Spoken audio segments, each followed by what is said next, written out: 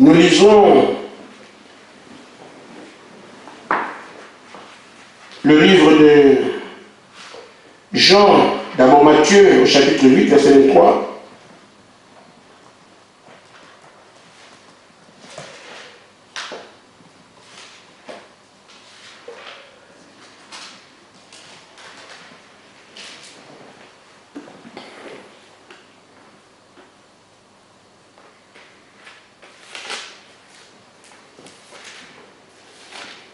Il monta dans une barque, dans la barque, et ses disciples le suivirent.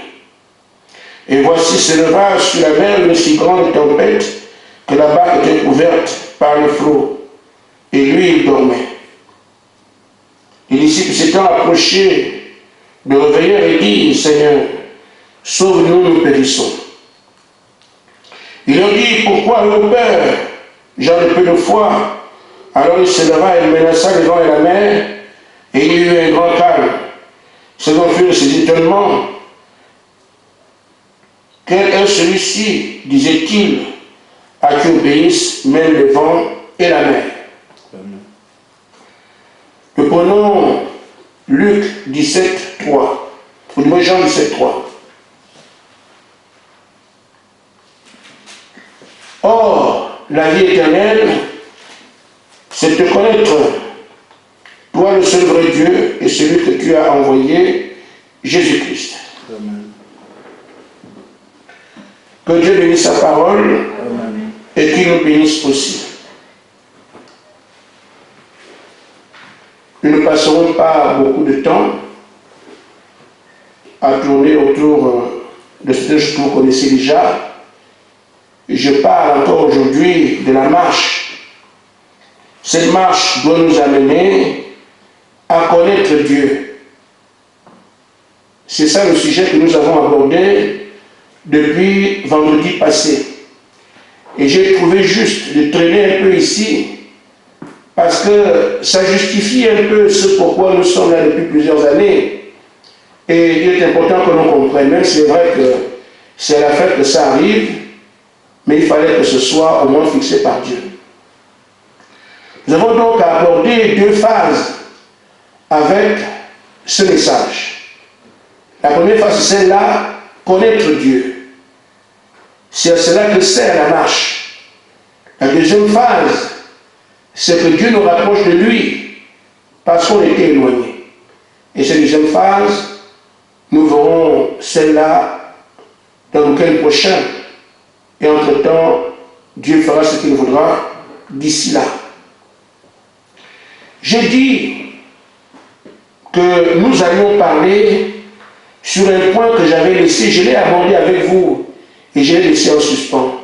Mais je l'ai abordé avec nos frères de Nancy ce matin. C'est la visite, ou du moins la convocation du pape. Cette convocation a lieu le 14 mai, donc jeudi prochain.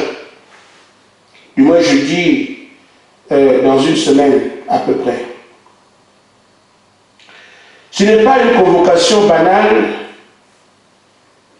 et les jours et les heures ne sont pas choisis de manière hasardeuse dans la Bible. Vous allez voir à quel moment se fait la Pentecôte, c'est étudié. Vous allez voir à quel moment ce qui est telle fête, c'est étudié. À quel moment les hommes de Dieu priaient, c'est étudié. Et le lézard aussi connaît ces secrets liés au monde, du moins des astres. Lui aussi, il en sait quelque chose. Et c'est pour ça qu'il ne choisit pas les dates par hasard. Le 14 juillet, nous avons remarqué quelque chose. C'est du moins ce que j'ai pu lire au niveau de ma connaissance. Moi qui suis qu'un frère, ce que j'ai lu, n'importe qui peut le faire. Il y a comme des coïncidences, mais ce que ceci n'est pas, ce ne sont pas des coïncidences. Mais c'est tout comme à notre niveau, mais ils savent exactement quelles sont les explications qui correspondent aux agissements qui sont les leurs. Il faut maintenant indiquer que Israël est l'horloge du monde. Si on veut voir à quel temps nous sommes, il suffit de voir que le traitement que Dieu faisait à Israël en ce temps-là, et on peut comprendre.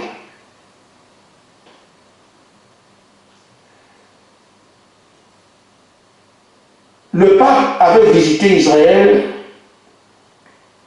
je ne sais plus en quelle année, c'est 1950, je ne sais plus trop, bien en 60, oui, en 63, parce que c'est là que Frère Branham a eu la révélation des 7 sceaux.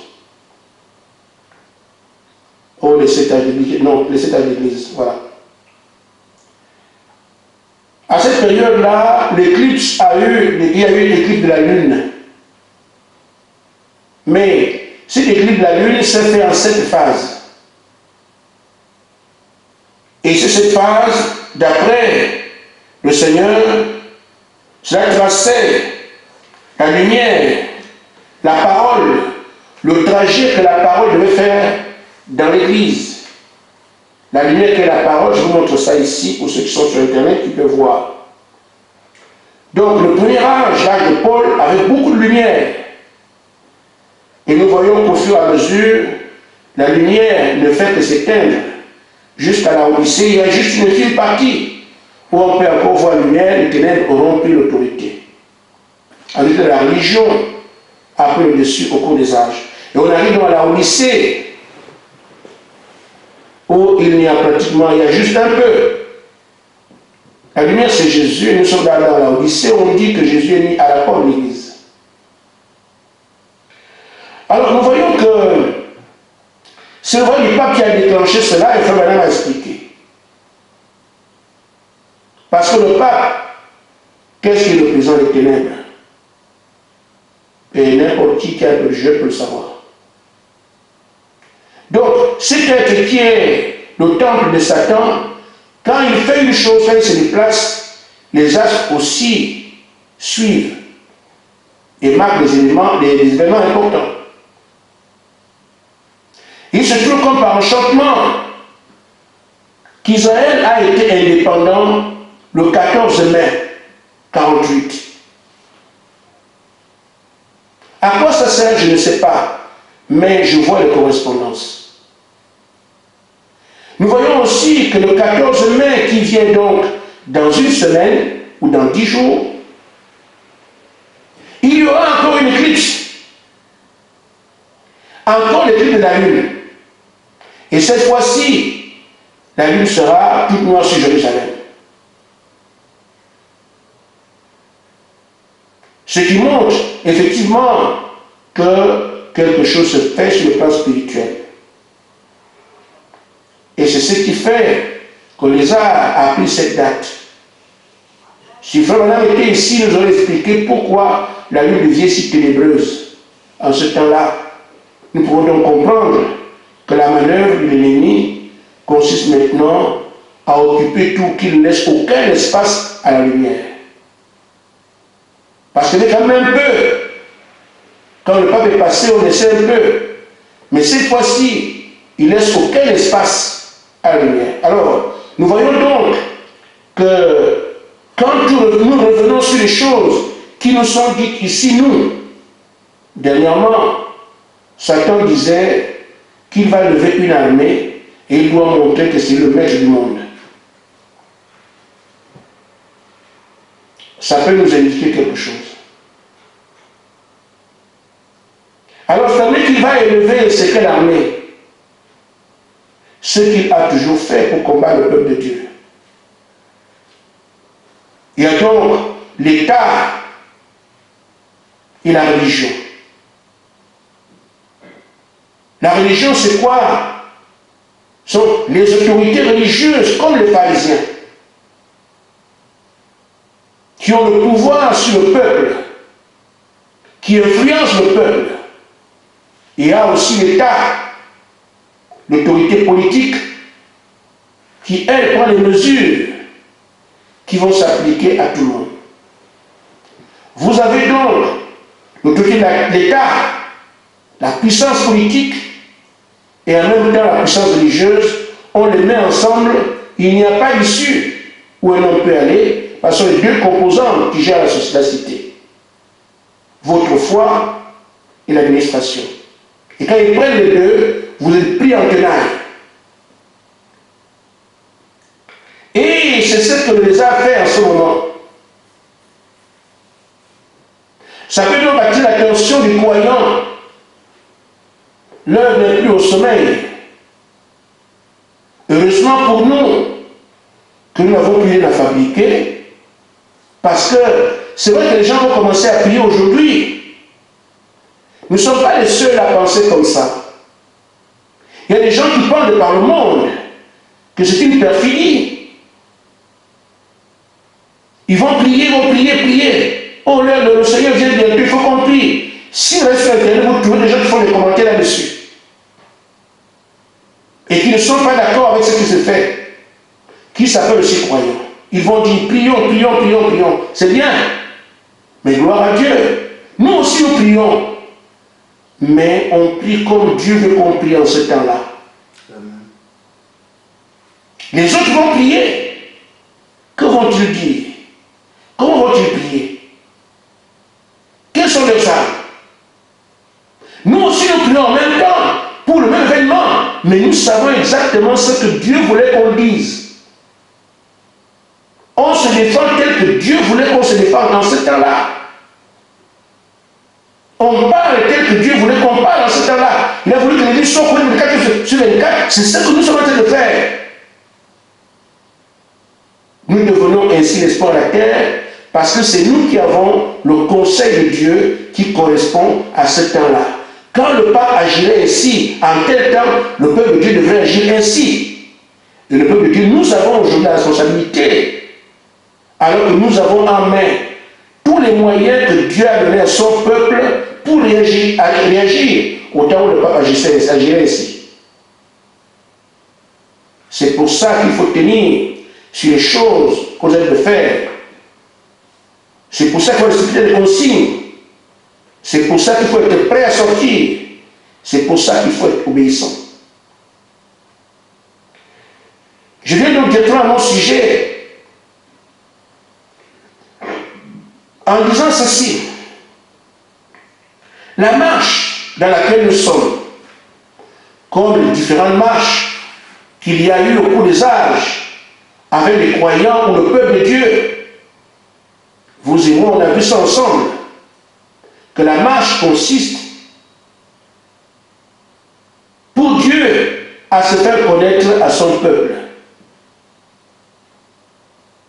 Parce que tant que le peuple ne connaît pas son Dieu, il aura du mal à le servir et à tirer avantage de sa grandeur. Il faut donc que le peuple apprenne à connaître Dieu. Et il a choisi qu'il faut d'abord qu'il prenne ce peuple et traite avec lui, parce que c'est dans ce qu'il fait pendant la marche, dans ce qu'il dit pendant la marche, dans ce qu'il permet pendant la marche, que le peuple découvre qui il est. Il ne vient pas pour raconter je suis comme ça, non. Il le découvre dans les faits, dans les gestes, dans les choses qui se déroulent. Pendant que vous marchez ensemble, c'est là qu'il se fait connaître. Mais c'est toujours à la fin,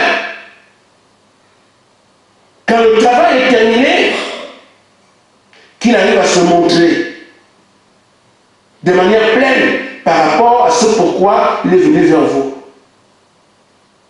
J'ai pris des exemples. Je prends encore un autre que je n'ai pas abordé avec l'église d'Ancy. Quand Cléopas et son ami parlaient de Jésus, après sa résurrection, il a marché avec eux, leur expliquant la parole, expliquant. Mais à la fin, c'est là qu'il s'est fait voir. Je parle ici pour insister en disant, je coupe court les choses que vous connaissez, j'ai des citations, mais on les a entendues. Comment alors la marche se fait? Nous venons sur la terre comme tout le monde. Mais il se trouve en nous qu'on appelle la semence de Dieu. On va être comme n'importe qui. Mais quand le temps de Dieu est arrivé,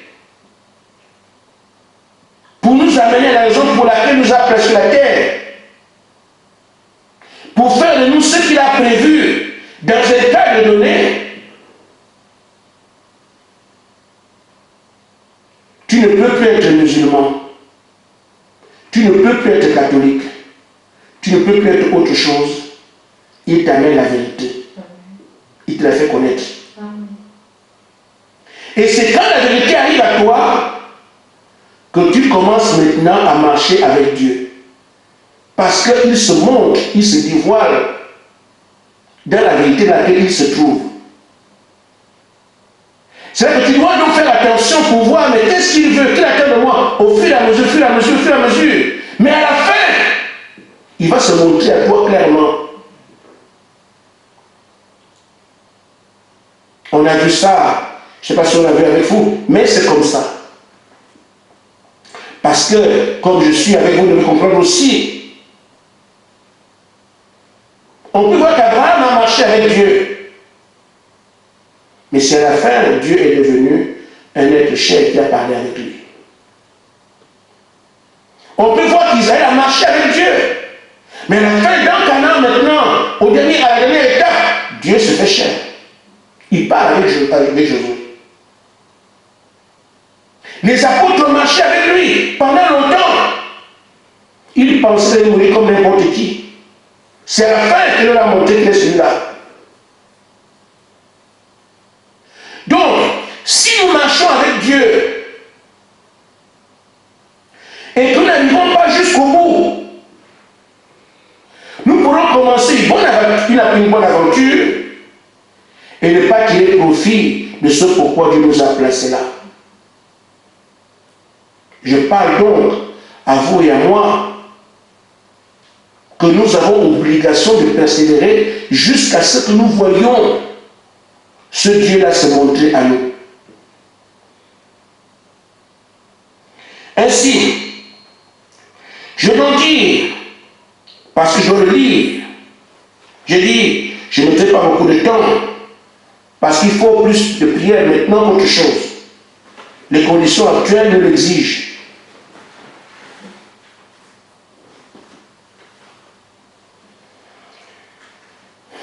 Frère dit, à la page 16 de la brochure L'Absolu,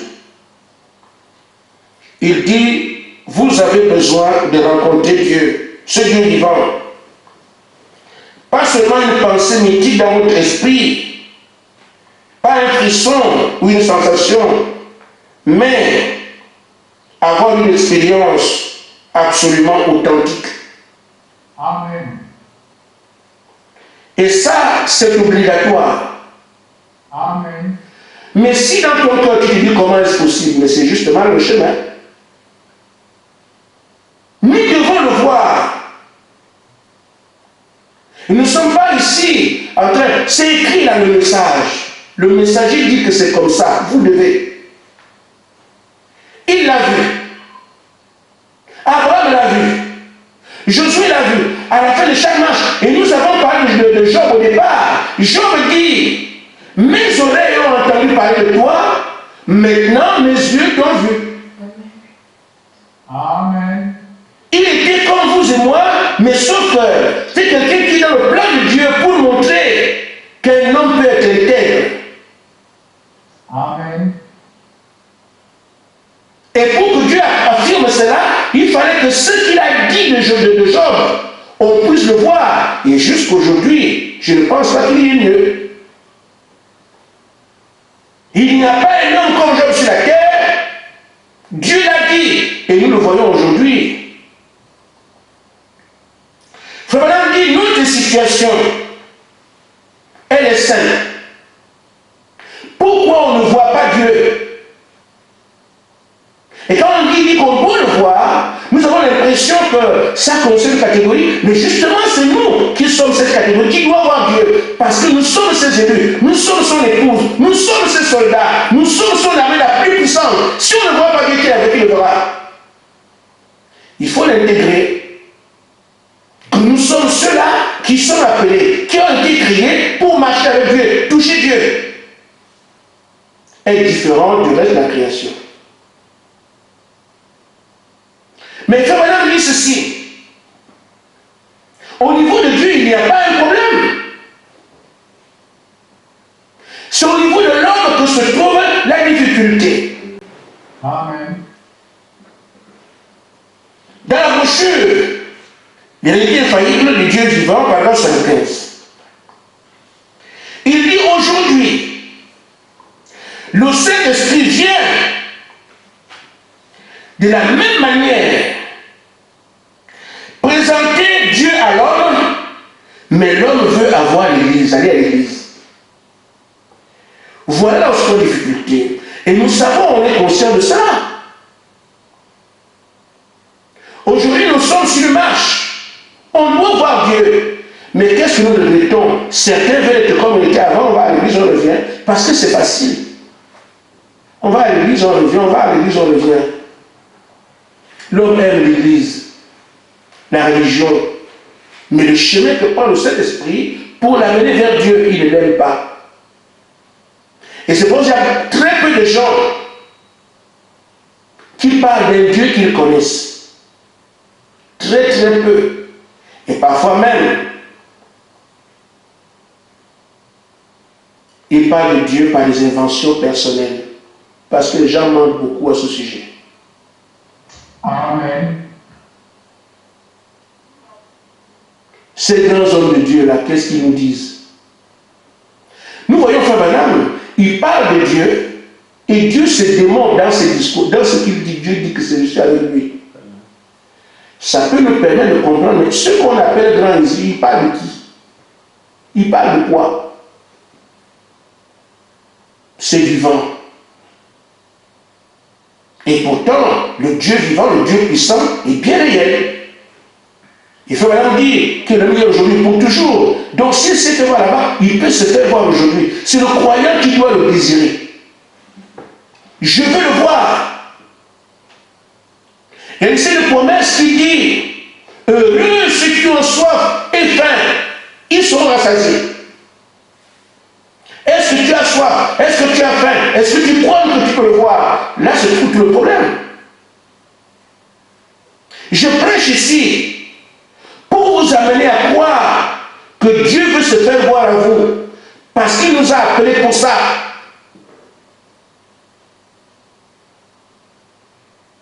Et il va le faire. Nous n'avons pas oublié, frère, qu'il nous avait dit que vous allez me voir. Les promesses d'avant 2019 ou 2009, ne les oubliez pas. Il vient rappeler quelques-unes. N'oubliez pas qu'il y avait le trône là. Le trône, il vient, mais le trône est toujours là. Il dit, n'oubliez pas, les colons sont d'accord à l'église. Il a promis qu'on va le voir et tout porte à croire que ça ne doit être comme ça. Mais on ne voit pas au commencement ni pendant le parcours. Donc, le problème de l'homme, c'est qu'il aime la religion, il aime l'église, mais il ne veut pas que le Saint-Esprit vienne lui présenter. C'est pour ça que je dis, frère, ne rejetez jamais les dons. Vous allez voir ça partout. Frère Madame dit, c'est le Saint-Esprit qui vient pour vous montrer Dieu. Vous ne le ferez pas autrement. C'est pour ça que je te parle des choses qu'ils ne connaissent pas. Or, si le Saint-Esprit vient par les moyens des dons, c'est pour vous amener. Si Frère Madame était ici, il n'y aurait pas ça. Et donc, vont payer dans l'église comme ça, juste quand il y a des explications. Parce que le prophète voit. C'est le canal majeur par lequel Dieu parle dans un âge.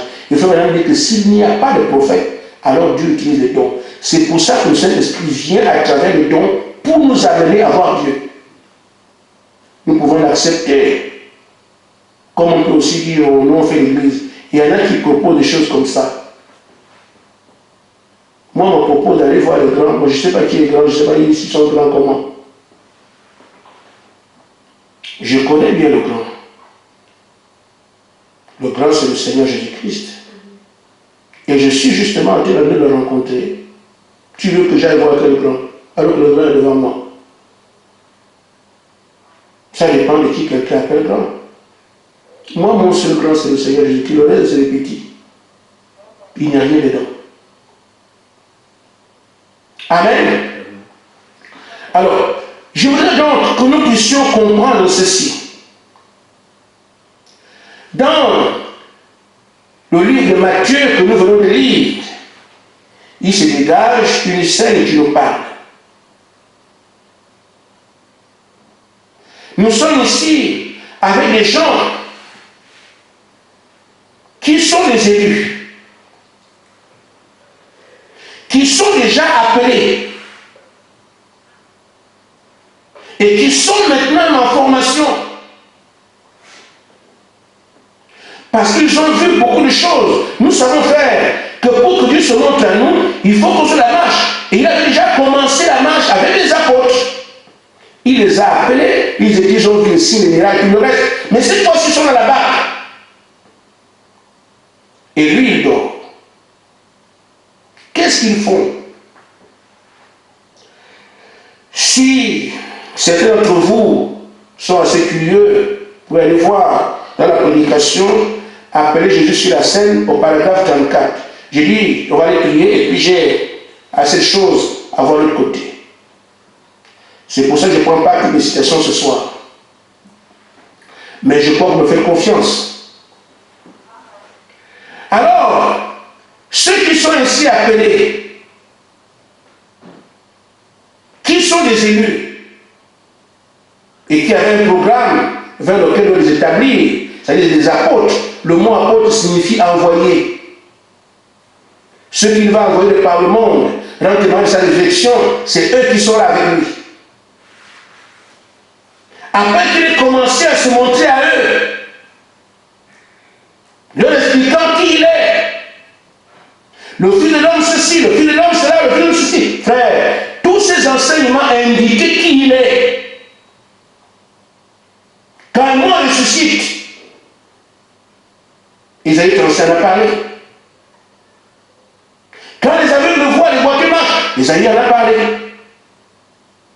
Ça leur permettait, dans les choses qu'ils disaient, dans les choses qu'ils faisaient, le rapport qu'ils avaient, ils devaient comprendre que Dieu était avec nous. Dieu se dévoilait jusqu'à ce qu'un jour, un autre dit, mais Seigneur, mon Père, ça me suffit. Oh là là, je suis désolé. Depuis que je suis, tu ne m'as pas encore connu. La marche consiste à se faire connaître à son peuple. Tu ne m'as pas connu, Philippe, depuis là. Les œuvres que je fais, ce n'est pas moi. Le Père habite à moi. Il explique à Philippe qu'est-ce que c'est. Ils ouvrent les yeux, ils ouvrent les yeux complets.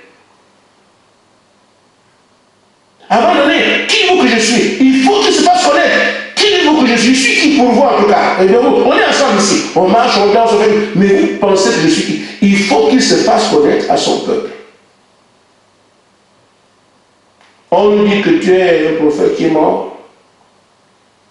On dit c'est plutôt Jean-Baptiste. Jésus dit sur cela. Jusqu'à ce que Pierre ait dit, tu es le Messie, le Fils de Dieu. Il ne dit pas ça à quelqu'un. Le besoin de son cœur, c'est de se faire connaître à ceux qui sont appelés pour son travail. La marche consiste à cela. Donc ce qu'on a retenu jusqu'aujourd'hui, ce qu'on a entendu, ce qu'on a retenu, ce qu'on sait déjà jusqu'aujourd'hui, ce sont déjà des acquis. Mais il faut alors qu'on ouvre les yeux pour continuer à comprendre. Je n'explique plus rien, on en a parlé. Ainsi donc, nous voyons ici que dans la barque, les flots arrivent, les vagues tombent, boum, boum, boum, boum, boum, le bateau bouge. Et les apôtres ont peur. Ils voient déjà la mort. Ils le réveillent. Et lui, il ne comprend pas leur agitation. C'est bizarre. Un humain aurait réagi de la même façon, mais lui, il ne comprend pas leur agitation. Il y a donc deux groupes qui ne se comprennent pas. Eux aussi ne comprennent pas, mais comment? Avec un vent aussi violent, quelqu'un dort. Ils ne comprennent pas. Mais lui aussi ne comprend pas non plus. Parce qu'il y a un vent, vous agitez comme ça. Alors, Chacun dans son monde sait comment il réagit. Les apôtres agissent comme des humains qui voient la mer. Le bateau tangué de partout, la mer en furie. L'homme lui-même voit la mort. Réaction tout à fait naturelle. Mais Dieu le voit. Mais comment c'est quoi ça?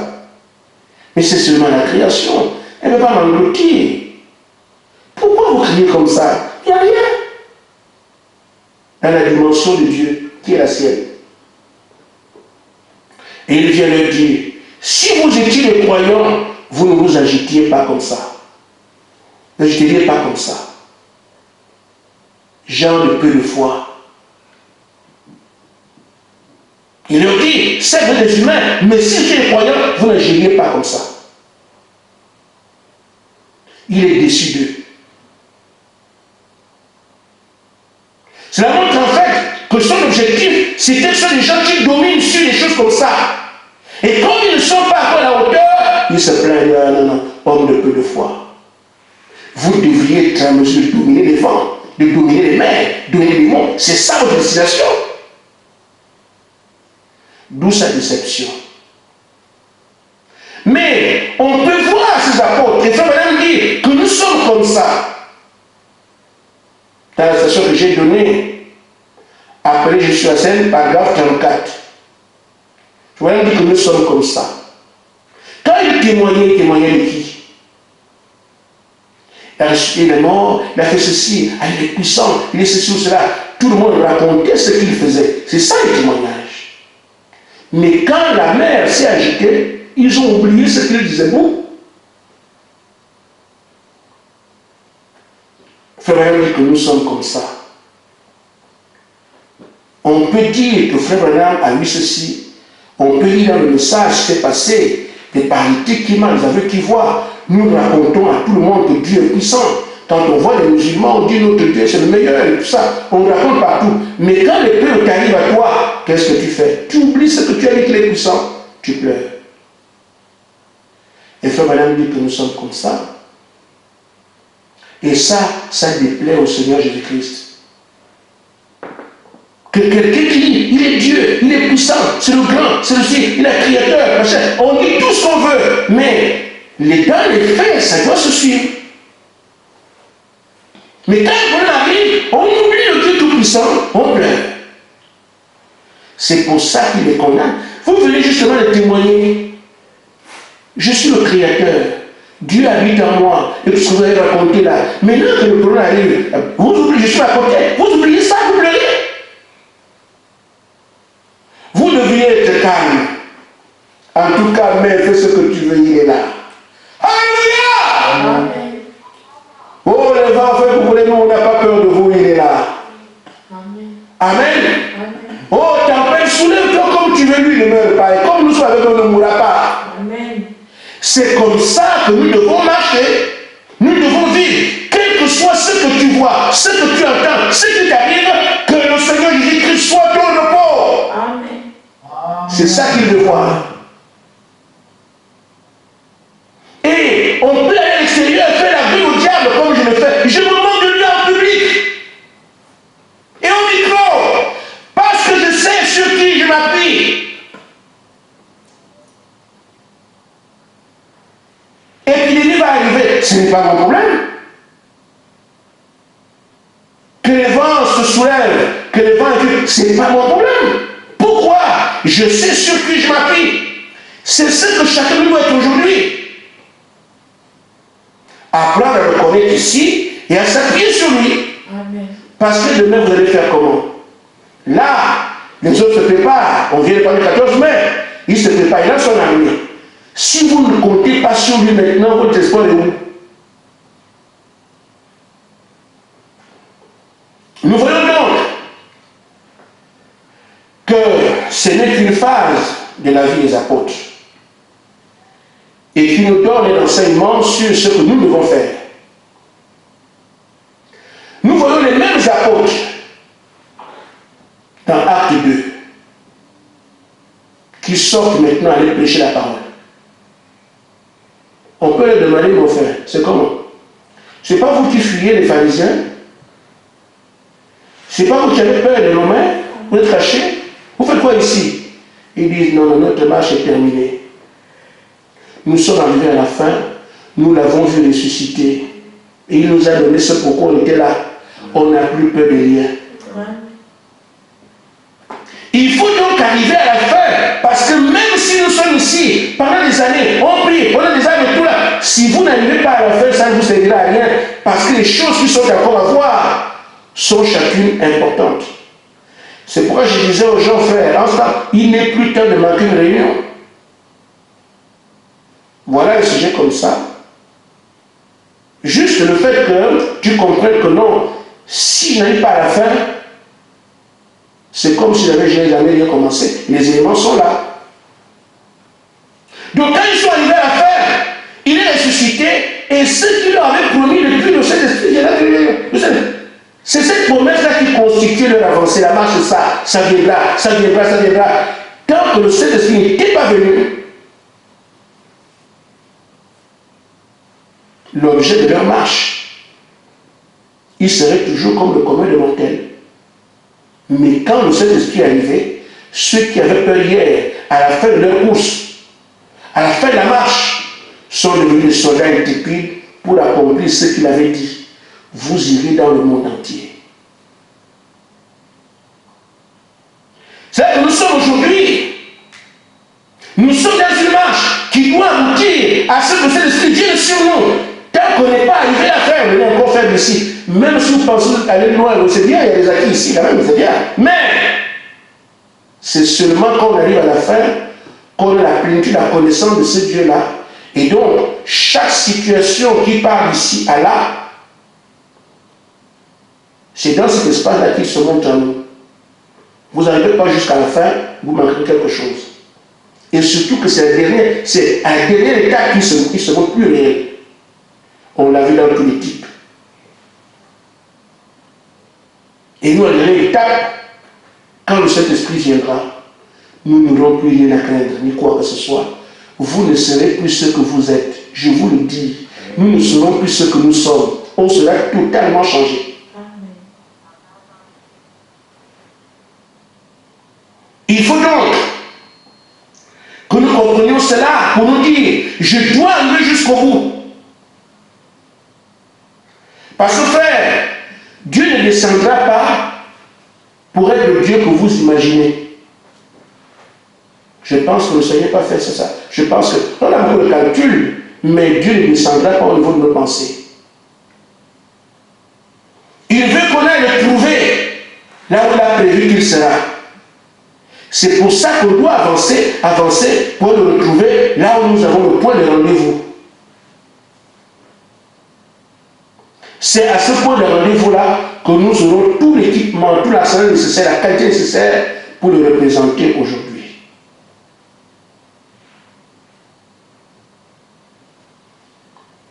Dans la brochure,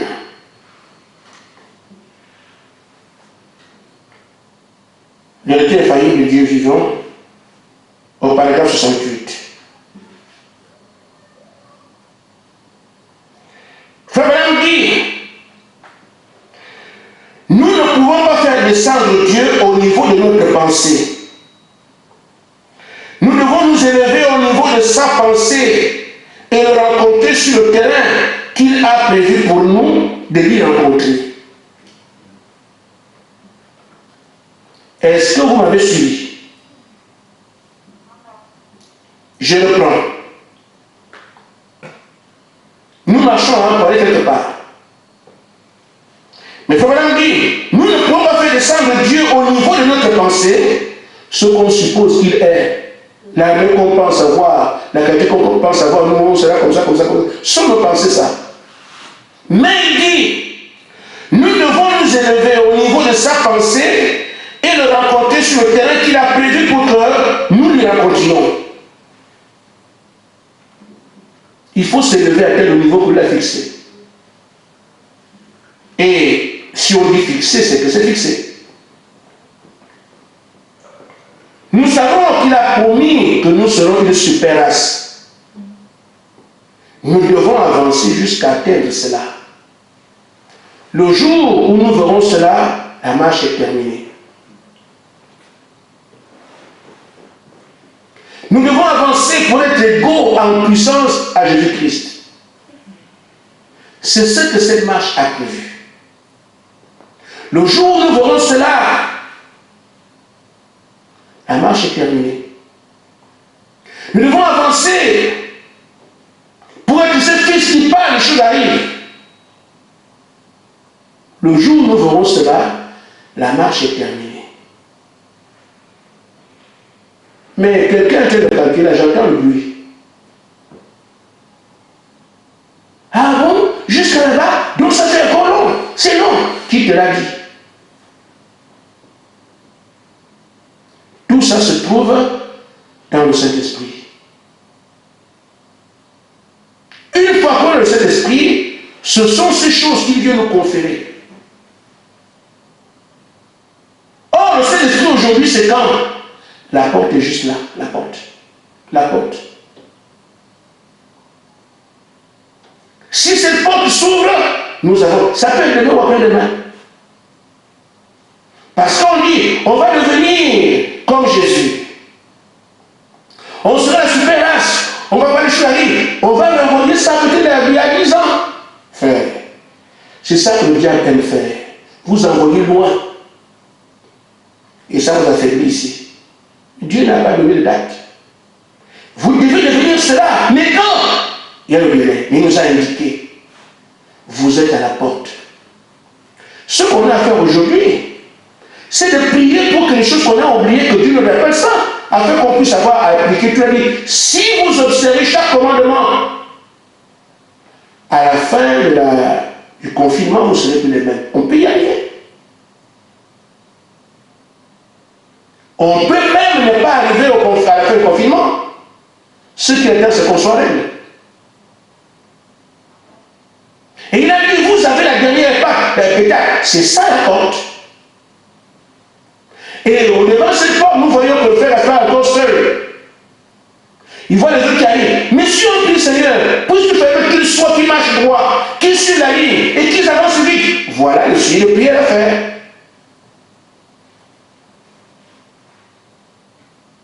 Amen. Et quand nous voyons que nos frères, certains sont faibles, et les choses qui ne vont pas entre nous, si vous n'arrangez pas les choses qui vont mal entre vous, par quel miracle vous allez l'unité? Voilà pourquoi, monsieur le prière, c'est quoi? Entre mon frère et moi, ça ne marche pas, Seigneur, fais que ça avance. C'est comme ça. Je ne parle pas de prière pour l'unité, non, je ne parle pas de ça. Mais je parle cette fois-ci, entre mon frère et moi, ça ne va pas. Ou bien, je vois quand peut-être ça ne va pas, Seigneur, amène la paix. C'est comme ça qu'on suit l'unité. Mais nous disons, envoie l'unité, ça viendra par bateau. Non, frère. Nous parlons d'unité, mais ce sont des gens qui doivent finir. Mais quand je vois que ce que ça mon frère, je n'arrange pas, l'unité viendra comment? Quand je vois, quand monsieur et madame, ça ne va pas, je ne les conseille pas. Quand je vois qu'il y a quelqu'un qui est faible là-bas, celui qui est faible ne subit pas, il ne peut pas subir celui qui est fort, parce qu'il est fait pour le relever. Nous connaissons les situations des uns des autres, mais on se plaint d'eux, elles sont prises pour eux. Oh, t'es fait comme ça, ça ne conduit pas bien, t'es fait comme ça, ça ne conduit pas bien. C'est bien pour lui parler, mais le mieux vaut le prier.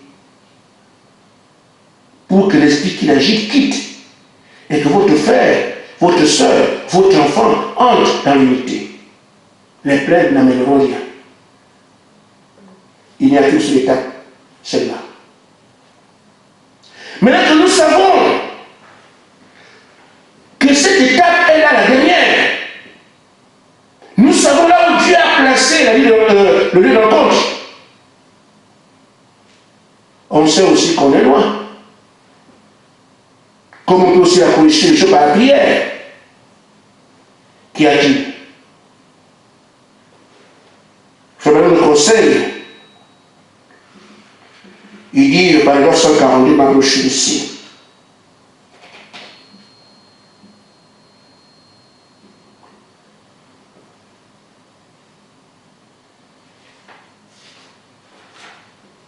Je commence par exemple 63, c'est la même chose, mais Je préfère commencer par ici.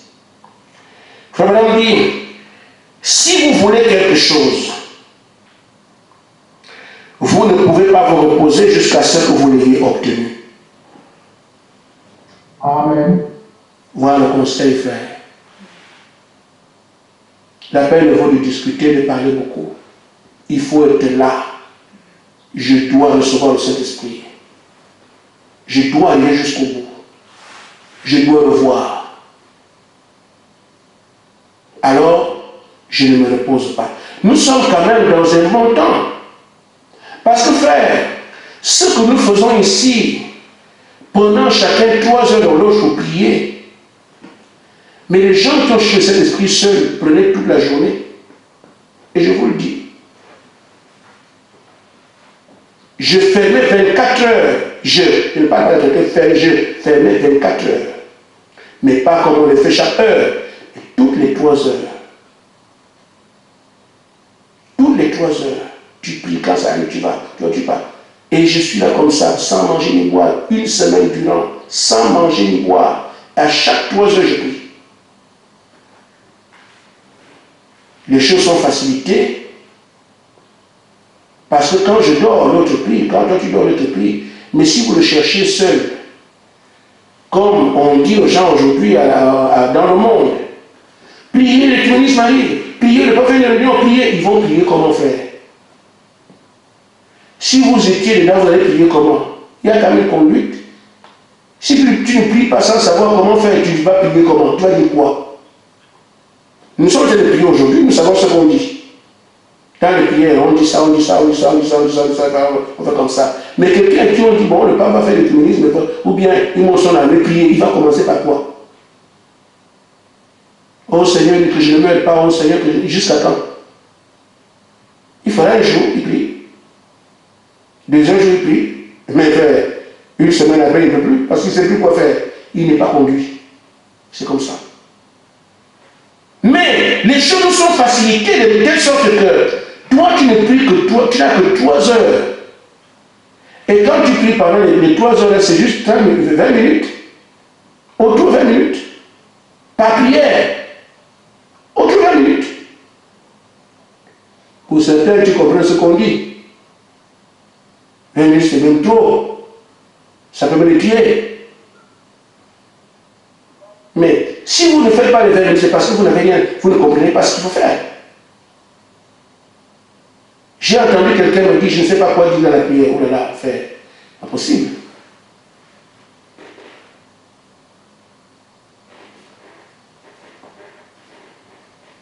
Qu'est-ce qu'on dit dans la prière? J'en ai parlé ici. Dans cette prière, tu dois être en sécurité toi-même. Tu t'enflammes, le sang sur toi, les hommes de guerre sur toi, tu enflammes ta maison, tu enflammes tes parents, tu enflammes tous les biens, la maison qui l'entoure du feu, des meubles de feu, tout ce que tu veux, la sécurité, avant de combattre. Et quand tu le fais pour toi seul, pense également aux autres, parce qu'on est de prier les uns pour les autres. Ce que je viens de me donner ici, je prie pour que mes frères de Nancy, de Balédi, aussi soient sécurisés comme ça. C'est tout. Une fois que la sécurité est déjà acquise, maintenant combat l'ennemi. Les démons viennent dans toutes sortes de choses. Ils envoient les fatigues, toutes sortes de choses. Ils viennent de combattre, ils viennent par masse. Et donc, si tu envoies les anges que vous connaissez, moi, qu'est-ce que je fais? Comme moi, je suis bizarre. Quand il envoie 1000, moi, je double. Il dit, Seigneur, si ceux qui sont dehors sont 1000 démons qui sont venus nous attaquer, j'envoie 2000. Et je veux aussi que la puissance de mes anges soit 2 fois supérieure. Comme ça qu'il les passe à l'épée, au fil de l'épée, ça laisser suivant. C'est comme ça que moi, je prie. Vous voyez une image. Et quand cela est fait, je le crois. Je sécurise alors l'espace en disant que les anges soient placés autour de nous, de toute la ville ici, pour qu'on ne soit pas touché. Et dans les airs, il y a les ailes de feu, qu'ils préservent les ondes, qu'ils préservent la partie dessus, pour qu'on ne touche pas. Tu peux passer par là. Maintenant, les besoins de l'Église. On vous a l'unité, la foi, mais ça, c'est à la porte là. Mais tu ne sens pas qu'il faut que je sois fort, il faut qu'on soit fort. Pour qu'on ne laisse pas tomber, mais demande ça. Voilà la prière. Tu sens que si on allait de prier, on sera posé quelque part, l'ennemi va dire, demande qu'on Seigneur donne l'esprit de prière. Seigneur, si je me mets à réfléchir, j'ai mal à la tête, c'est quand tu voudras. Je pense toujours qu'il faut venir, il faut demain. Non, je ne vais plus faire ça. Je ne peux plus calculer. Seigneur, quand tu voudras, alors je m'abandonne. L'abandon.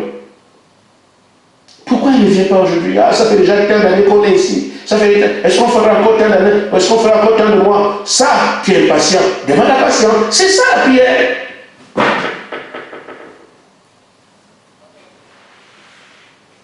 J'espère avoir fait le tour. C'est ça la prière.